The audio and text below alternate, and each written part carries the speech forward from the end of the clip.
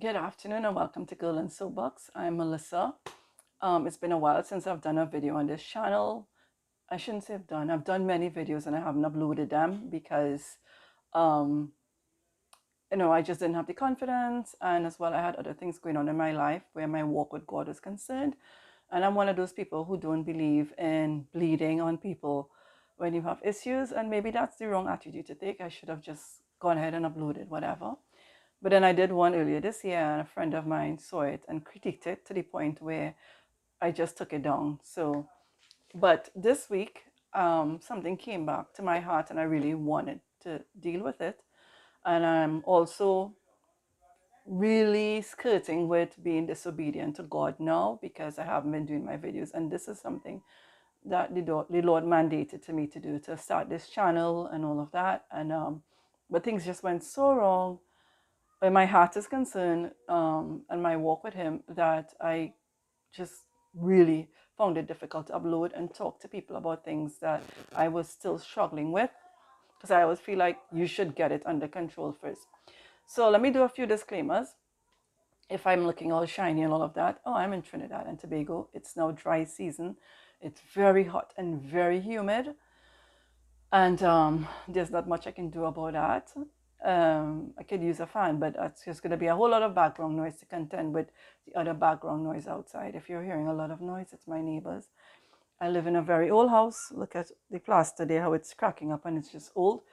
This house is over 80 years old, and for someone who's in that field as well, I mean, I like older homes, but the walls become very porous, and so all of the noise comes in. And I've been trying to do this video for over 3 hours, and I keep having to cut and stop because of the noise, but I can't do anything about it. So I'm sorry, and I'm going to try to stay focused and not be distracted by it and just bring this message. So also in subsequent videos, I am going to tell you about the issues that I was having, because I believe it may help somebody when I watch other people's videos and they talk about certain issues.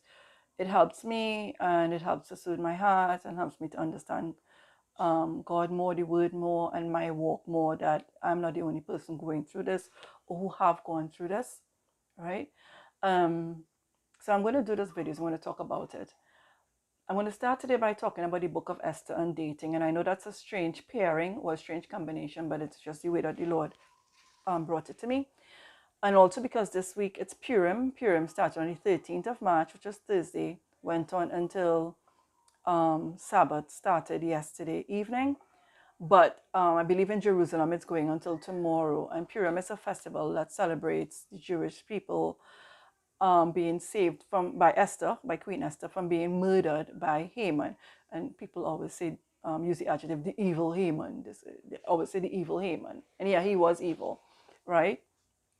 And I am going to do another teaching on the book of Esther. There are many, many lessons that and many things that the Lord showed me in the book of Esther.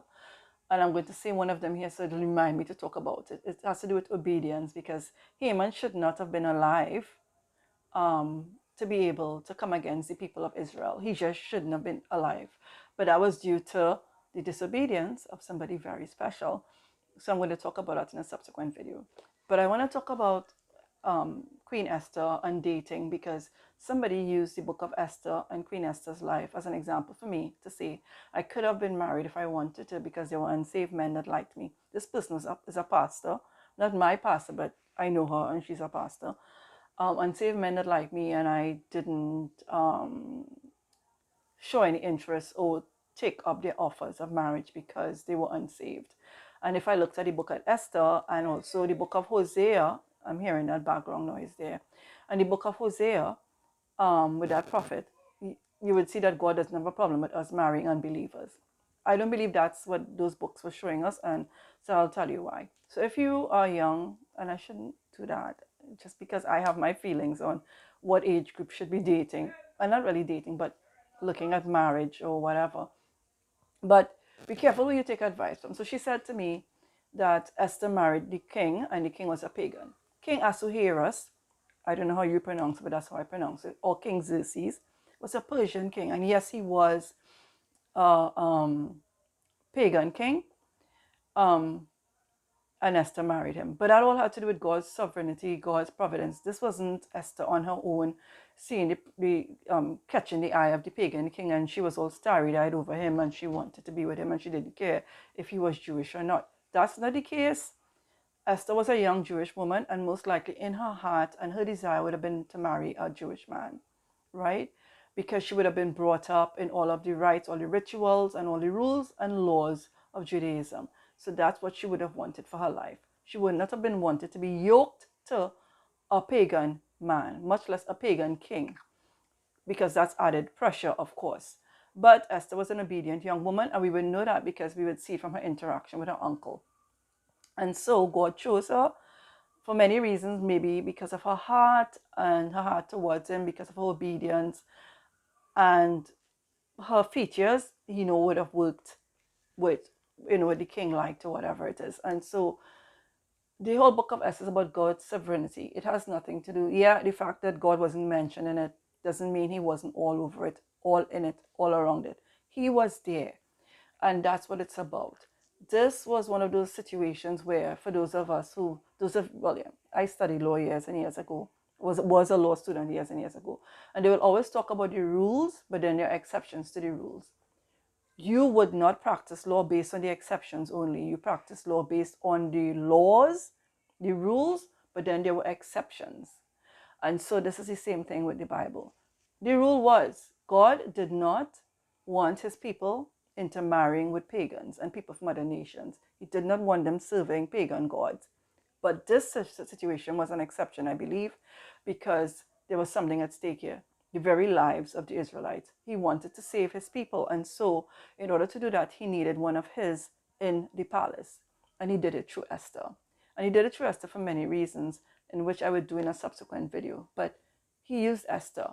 And so this wasn't him saying to his people, I want all of y'all to go out and marry people from other pagan belief systems. No, that is not what he was saying to his people then, and that's not what he is saying to us now. The Bible talks about we are not supposed to be yoked together with unbelievers. I take it to mean in business, friendship, and other, I'm not saying we can't have friends who are unbelievers. I have friends who are unbelievers. But it's a guide for us. And just hold a minute, my allergies are acting up, and so I'm not going to cut this out. That time of evening, of the afternoon coming to. But that was not him saying to us, y'all could just go out and marry who you want. No, it says do not be yoked together with unbelievers for many reasons. One of the reasons, clear and simple, is it just doesn't work. It never really works out very well. I've had friendships with people who are unbelievers, and I still do. But they always come that juncture where what you believe butt heads with what they believe and how they see life. And so it just doesn't work. So let me just say this before I'm seeing where my battery is going to cut off here, because I did this so many times.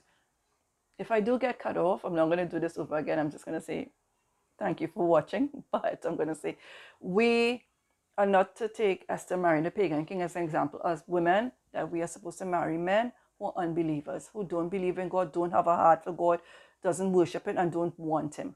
And I always say, I am not Jesus. I can't make somebody want God. You can watch my life and decide, I really love you and I want to be with you. However, people who are unsaved love, and I'm willing to go this route. But even then, I want you to accept Christ for you, not for me, because it doesn't stay, and these people don't remain steadfast, because the Christian journey is a very difficult one. And if they don't do it for the right reasons, if you and I don't do it for the right reasons, then you're not going to stay. It's going to get rough and really rough, and then you're going to end up on your own. Even though you're married, you're going to be still doing God on your own, doing your life on your own. And one of the things I always wanted in marriage, I wanted a husband who loved God, had a heart for God. Like, the Bible talk about God, David had a heart after God. I wanted that because when you have situations that arise, you want somebody who knows how to handle it from a godly perspective. You don't want a man who throw their hand up in the air and start to scream and bawl and make noise and never ever get to what he actually is supposed to do, which is immediately begin to pray or pull on the wisdom that he has inside of him from spending time with God. And so that is something you're going to miss out on if you're married to an unbeliever. But Esther's situation was unique, and I'm going to get into that. But I just want to say the book of Esther should not be used, and Esther married a pagan king, King Xerxes, as an example of Christian women marrying pagan men, men who are unsaved, men from other religious backgrounds. Another example she used to me is Hosea, and Hosea, his wife Gomer. That was a picture of God training her. She loved the people of Israel, that when they went out a whoring or in whoredom, they went out prostituting themselves, and she came back pregnant. And Hosea took her back. That was a picture of God taking back the people of Israel, even after they went out and committed adultery against them, which is they went out and served false gods, practiced rituals that they shouldn't, intermarried, and all these different things. He was just showing that, yeah, you all prostituted yourself before these false gods, but I still love you. This is how much I love you. Why is that a big deal? Because adultery was usually rewarded, punished, I should say, by stoning and other harsh methods of death, right? Usually was punishable by death. An example of this would be Judah, I think one of Jacob's son, Judah, correct me if I'm wrong down in the comment section, but this is just coming to my mind now. Judah and Tamar. When Tamar's husband died, and when Tamar's husband died and then Judah's wife died, Judah went with his friends, remember?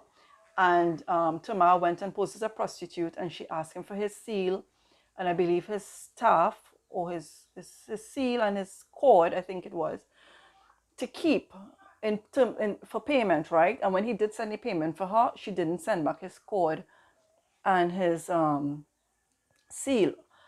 And then she went to him with it about 3 months later. 3 months later, he was told that Tamar was pregnant because she went prostituted. And he said, well, then you have to burn her. But then he found out from her that she was pregnant with his child, or his children. Was it his children or child? But the essence of it was, the first thing he said, that she should be burned to death, right? Why? Because she went prostituting herself. So that means that we are not supposed to go prostituting ourselves. And it means we're not supposed to get involved with people who are prostituting themselves. If you meet a man who used to prostitute himself and now he's in Christ and you all are supposed to be together and you all get married, fine. I am not knocking. That's what the whole being saved is about. You're being saved from something. You're being saved from some sort of a wicked life, doing something wrong. That's what being saved is all about, right? But we are not supposed to just go out and, okay, some man is tick into adultery and fornicating and all of that. And we go like, oh, that's no big deal. He loves me and I love him and he's in a good job and whatever.